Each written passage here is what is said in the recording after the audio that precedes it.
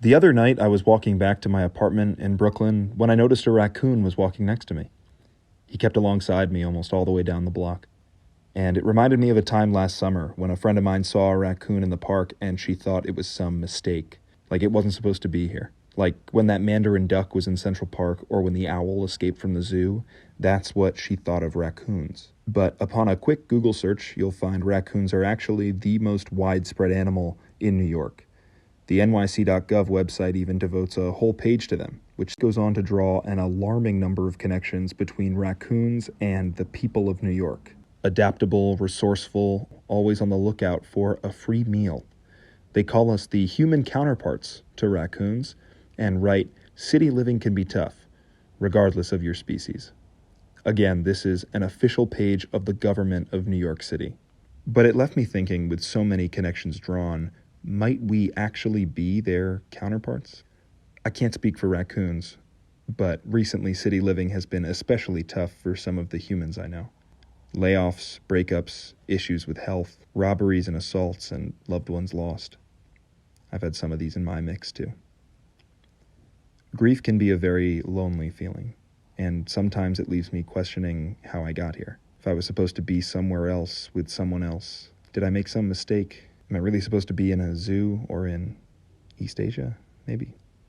Naturally, given all the undeniable connections between us and raccoons made by the New York City government, I found myself Googling, "Do raccoons grieve?" And the short answer is yes, they do. The long answer, though, is full of pictures, videos, and stories capturing raccoons feeling the grief of loss.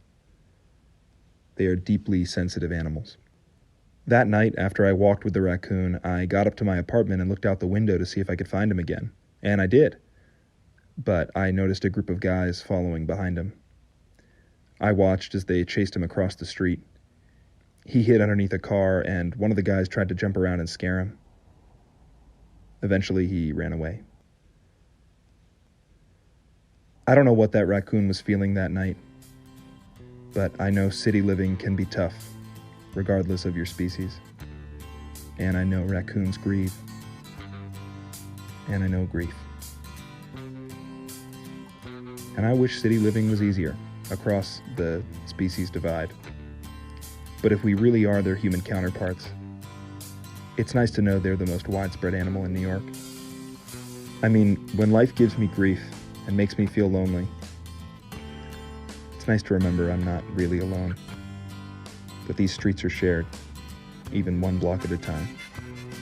And like any city dweller, raccoons are just doing their best to get by. And that's a direct quote from the New York City government.